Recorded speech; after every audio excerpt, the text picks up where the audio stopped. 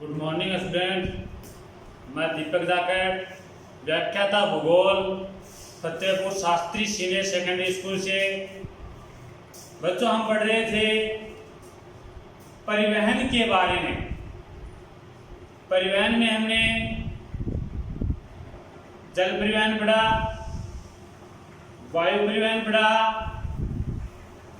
स्थल परिवहन में सड़क परिवहन पढ़ा, रेल परिवहन पढ़ा। इन मुख्य परिवहन के साधनों के साथ साथ हमने शुरुआत में ही बात की थी कि वर्तमान में एक अन्य नया आधुनिक परिवहन का साधन जुड़ा है और वो क्या है? पाइपलाइन। क्या है? पाइपलाइन। पाइपलाइन के माध्यम से तेल, गैस व जल, तेल, गैस व जल का परिवहन किया जाता है। पाइपलाइन के माध्यम से कच्चे तेल को तेल शोधनशालाओं तक और वहां से तैयार पेट्रोलियम उत्पादों को उपभोक्ताओं तक पाइपलाइन से पहुंचाने का कार्य किया जाता है। इसी प्रकार गैस को व जल को भी पाइपलाइन के माध्यम से एक स्थान से दूसरे स्थान पर पहुंचाने का कार्य किया जाता है। इन तीनों तरल पदार्थों के अलावा जैसे न्यूजीलैंड की फर्मों से फैक्ट्रियों तक दूध का परिवहन भी किसी किया जाता है? पाइपलाइन से किया जाता है। किसी किया जाता है? पाइपलाइन से किया जाता है। विश्व में सर्वाधिक पाइपलाइनों का जाल यूरोप महाद्वीप में है। उत्तरी अमेरिका की बात करें तो वहां पर संयुक्त राज्य अमेरिका के उत्पादक क्षेत्रों तथा उपभोक्ता क्षेत्रों के बीच पाइपलाइनों का सघन जाल पाया जाता है। इनके अलावा एशिया का पश्चिमी भाग, रूस, भारत जैसे देशों में तेल के कुओं से तेल को तेल शोधनशालाओं तक तथा वहां से बाजार तक उपभोक्ता तक पहुंचाने के लिए पाइपलाइन का प्रयोग किया जाता है। एक मुख्य बात और, परिवहन के जो हमने पिछले अध्याय में जितने भी परिवहन के साधन पढ़े हैं उनमें माल व व्यक्ति दोनों का वहन किया जाता है और पाइपलाइन में केवल और केवल माल का वहन किया जाता है। हम बात करें कि सबसे लंबी पाइपलाइन की वो है प्रस्तावित पाइपलाइन है, प्रस्तावित गैस पाइपलाइन। कौन सी? Bharat, Iran, Bharat via Pakistan, Iran, Bharat via Pakistan gas व तेल की प्रस्तावित सबसे लंबी गैस पाइपलाइन है। उसके बाद हम विश्व की प्रमुख पाइपलाइनों की बात करें तो सबसे पहले आती है big inch pipeline. Big inch pipeline. उसके बाद नंबर 2 पर आती है tap pipeline. Tap pipeline. Number 3 पर आती है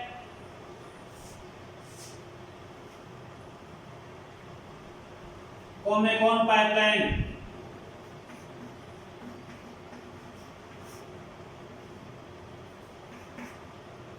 नंबर 4 पर आती है OIL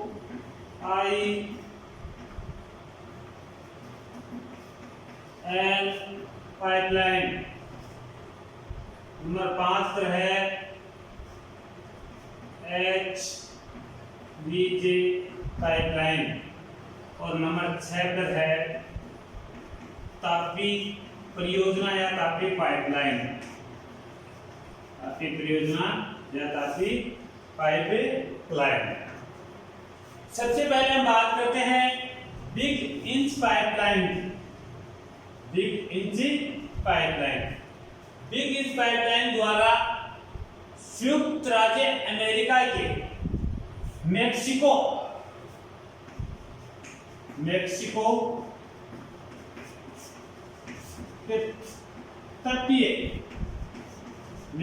के तटीय क्षेत्र के कुओं से यूएसए के संयुक्त राज्य अमेरिका के पूर्वी राज्यों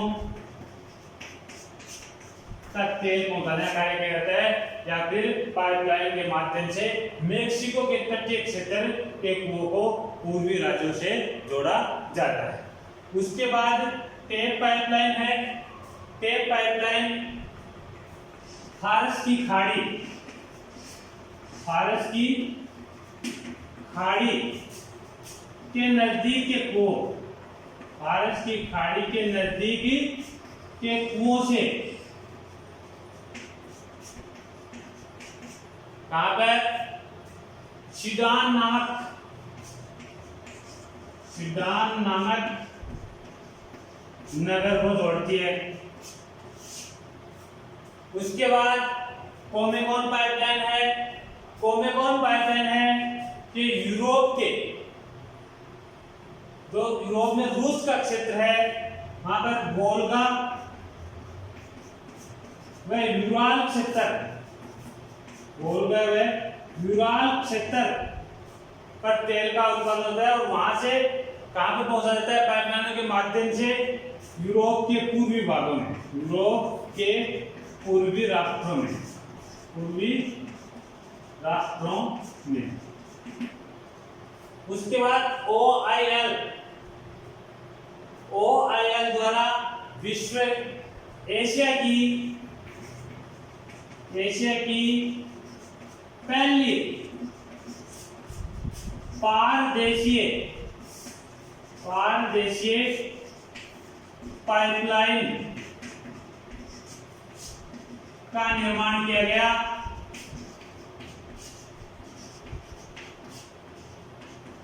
और इसकी लंबाई कितनी है? 1157 किलोमीटर। कहां से कहां तक? असम के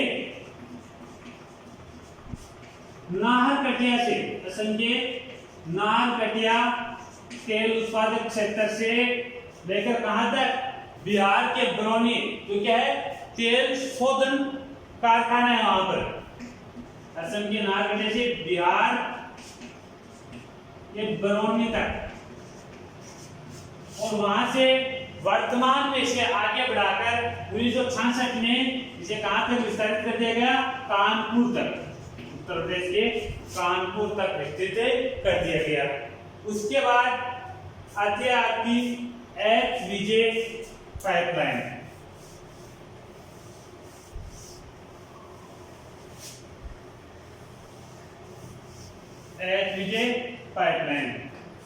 HVJ Hazira, Vijaypur, Jagdishpur gas pipeline.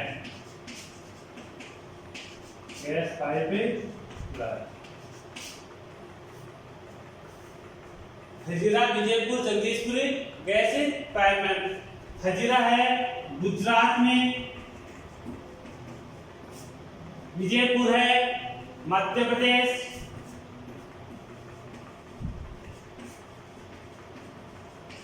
और जगदीशपुर है उत्तर प्रदेश।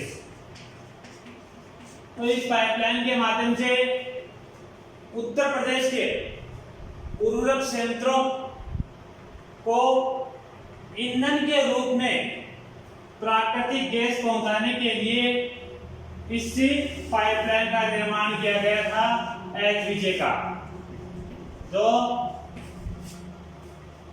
गुजरात से राजस्थान, उत्तर प्रदेश, मध्य प्रदेश, दिल्ली, हरियाणा के क्षेत्रों को जोड़ती है। उसके बाद आता है आपका तापी परियोजना। तापी परियोजना, तापी परियोजना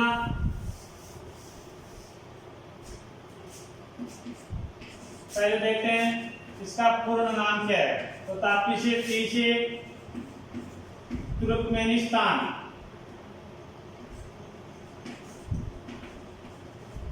ए से अफगानिस्तान,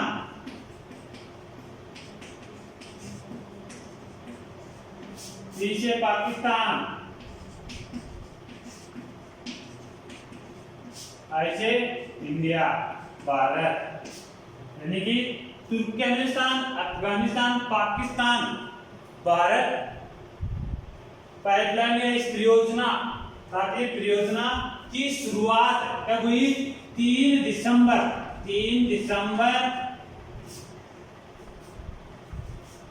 2015 में, 3 दिसंबर 2015 में। कहां पर? प्राचीन सिल्क रूट से जुड़े शहर मेरी, कौन सा शहर है? मेरी, जो कहां पर है? तुर्कमेनिस्तान। कहां पर है? तुर्कमेनिस्तान। तो तापी परियोजना का शुभारंभ 3 दिसंबर 2015 को प्राचीन सिल्क रूट से जुड़े मेरी शहर तुर्कमेनिस्तान में इसकी स्थापना हुई थी। 2019 तक पूर्ण हुई और जब इसकी लंबाई थी 2019 में जब पूर्ण हुई तो 1814 किलोमीटर, कितनी? 1814 किलोमीटर। तो ये थी प्रमुख पाइपलाइनें। आज कोई भी देश है वो किस पर निर्भर है? उद्योगों पर, औद्योगिक अर्थव्यवस्था पर निर्भर है। और औद्योगिक अर्थव्यवस्था के लिए उद्योगों में किसकी आवश्यकता होती है? ईंधन की आवश्यकता होती है। और ईंधन में सबसे सस्ता और सबसे उपयुक्त माना गया है तो इनमें से माना गया है कि गैस। यह है गैस, जो किसके माध्यम से उद्योगों तक पहुंचता है? पाइपलाइन के माध्यम से। उसके बाद हम बात करते हैं, इस अध्याय का अपना नाम था विश्व परिवहन एवं संचार। हमने परिवहन के बारे में बात किया, बात करेंगे संचार के बारे में। सबसे पहले बात करते हैं संचार कहते किसे हैं? संचार इसे कहते हैं तो सूचनाओं का आदान प्रदान ही क्या कहलाता है? संचार कहलाता है। किसी शब्द, तथ्य एवं विचारों का आदान प्रदान करना क्या कहलाता है? संचार कहलाता है। किसी संदेश को एक स्थान से दूसरे स्थान पर भेजना क्या कहलाता है? संचार कहलाता है। क्या कहलाता है? संचार कहलाता है। प्राचीन काल में संदेश देने के लिए परंपरागत वाद्य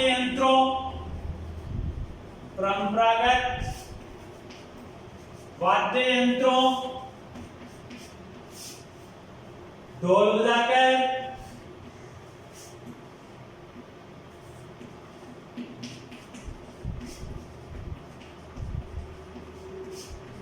अग्नि जलाकर, आग के धुओं से, परंपरागत वाद्य यंत्रों के माध्यम से ढोल बजाकर सूचनाएं दी जाती थी। उसके बाद पशु एवं पक्षियों के माध्यम से सूचनाओं को, संदेशों को एक स्थान से दूसरे स्थान पर भेजा जाता था।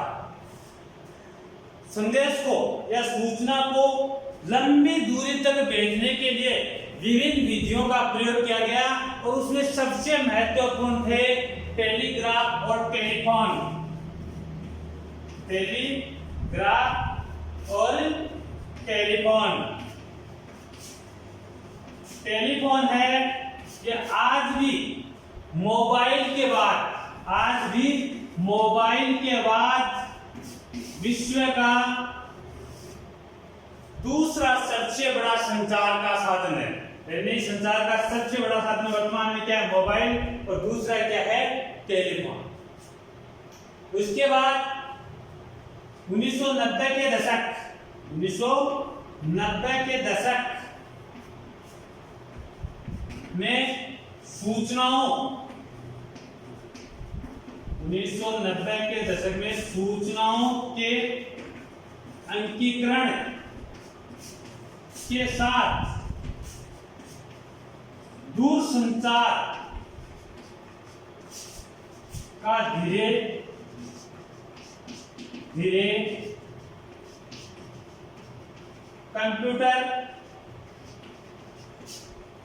कंप्यूटर के साथ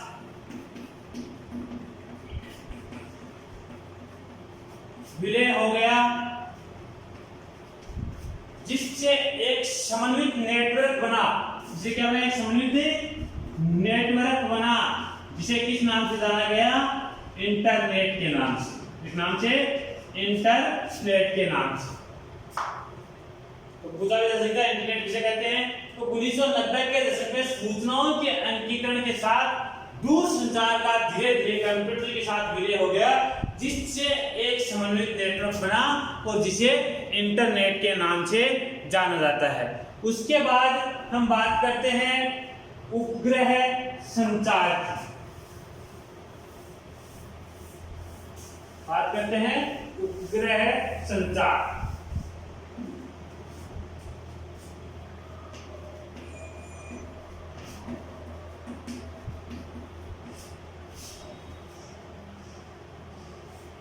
मनुष्य द्वारा अंतरिक्ष में भेजे गए कृत्रिम उपग्रह ने संचार के क्षेत्र में क्रांति ला दी।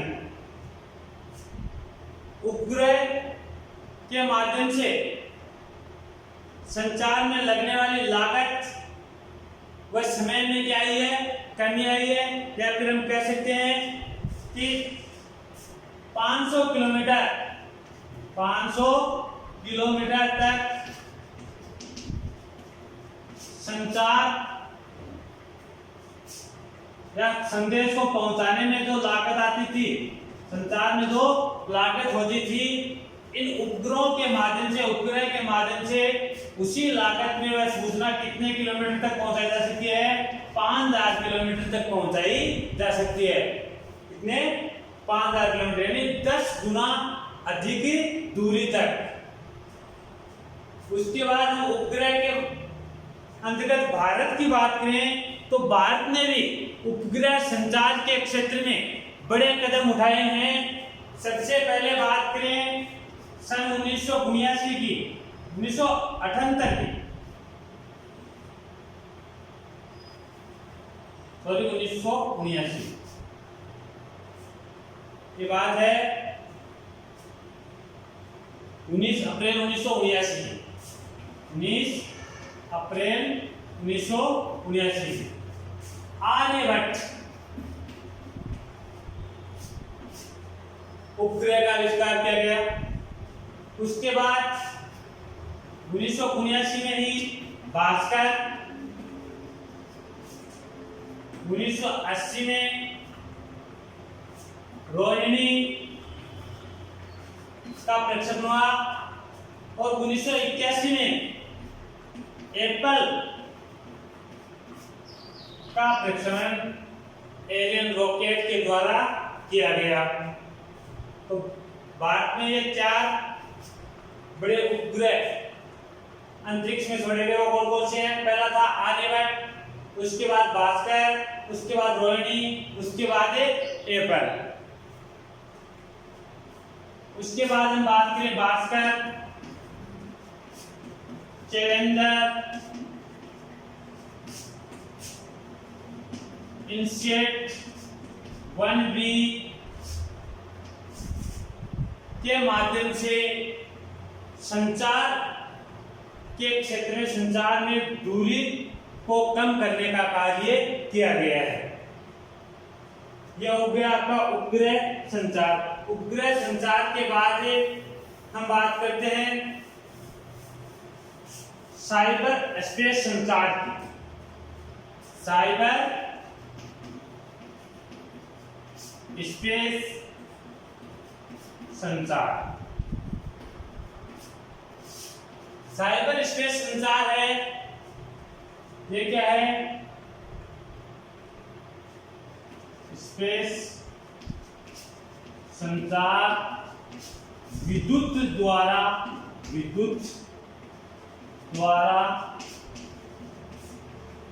कंप्यूटर प्रेरित स्पेस संचार, जो किसके द्वारा? WWW यानी वर्ल्ड वाइड वेबसाइट जैसे इंटरनेट द्वारा आवृत है। साइबर स्पेस संचार WWW जैसे इंटरनेट द्वारा आवृत है। वर्तमान में इलेक्ट्रॉनिक आविष्कार में अभूतपूर्व वृद्धि हुई है, जहां सन 1995 में इंटरनेट के 5 करोड़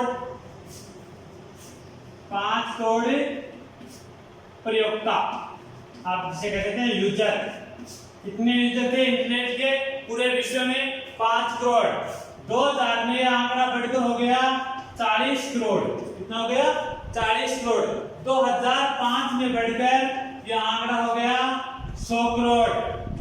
और वर्तमान में 2016 के आंकड़ों के अनुसार पूरे विश्व में इंटरनेट प्रयोक्ता या इंटरनेट यूजर हैं, उनकी संख्या हो गई है 363 करोड़ से अधिक।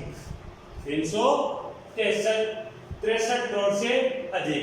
इनमें सबसे अधिक इंटरनेट प्रयोक्ता कहाँ के हैं? सबसे अधिक इंटरनेट यूजर हैं वो यूरोप महाद्वीप के हैं। कहाँ के हैं? यूरोप महाद्वीप के। यूरोप के कितने प्रतिशत है? 49.6%। यानी कि इंटरनेट यूज करने वालों में से आधी आबादी कहाँ की है? यूरोप महाद्वीप की है। कहाँ की है? यूरोप की। 49.6% यूजर कहाँ के हैं? यूरोप के। उसके बाद उत्तरी अमेरिका महाद्वीप के संयुक्त राज्य अमेरिका में कितने? 16.9% लोग इंटरनेट प्रयोक्ता हैं। उसके बाद अपने एशिया महाद्वीप की बात करें तो 10.7% लोग एशिया के इंटरनेट प्रयोक्ता हैं, इंटरनेट के यूजर हैं। तो यह था अपना साइबर स्पेस संचार। उसके बाद हम बात करते हैं संचार को भी 2 भागों में बांटा गया है। संचार को कितने भागों में? 2 भागों में बांटा गया है। एक होता है व्यक्तिगत, एक होता है सार्वजनिक। एक होते हैं व्यक्तिगत साधन और एक होते हैं संचार के सार्वजनिक साधन। पहले बात करते हैं व्यक्तिगत की। व्यक्तिगत के अंदर कौन हो सकते हैं? जैसे आपका mobile, telephone, email, fax, WhatsApp, Facebook, पत्र,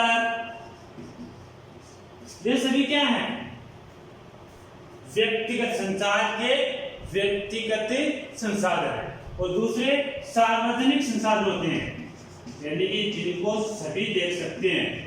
सार्वजनिक संसाधन, मोबाइल पर आप किसी से बात कर रहे हैं तो आप 2 व्यक्ति आपस में बात कर रहे हैं तो केवल आप तक ही सीमित है। लेकिन सार्वजनिक के अंदर टीवी पर कोई न्यूज दिखाई जा रही है, रेडियो में कोई बात बताई जा रही है, तो वो तो संपूर्ण जनता के लिए होगी। सार्वजनिक के अंदर कौन कौन से आते हैं? Radio, TV, GPS, GIS, satellite,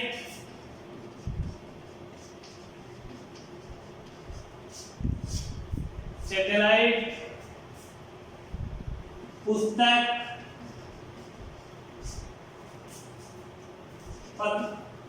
पत्रिकाएं, समाचार पत्र, ये सभी किसके अंतर्गत आते हैं? सार्वजनिक संचार के साधनों के अंतर्गत। और एक mobile, telephone, email, fax, WhatsApp, Facebook, पत्र, ये सब किसके अंतर्गत आते हैं? व्यक्तिगत साधनों के अंतर्गत। तो ये था बच्चा अपना संचार। और इस संचार के साथ ही अपना ये जो लेसन था विश्व परिवहन एवं संचार जो कंप्लीट हुआ।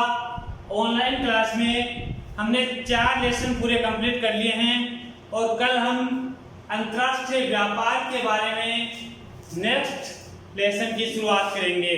धन्यवाद।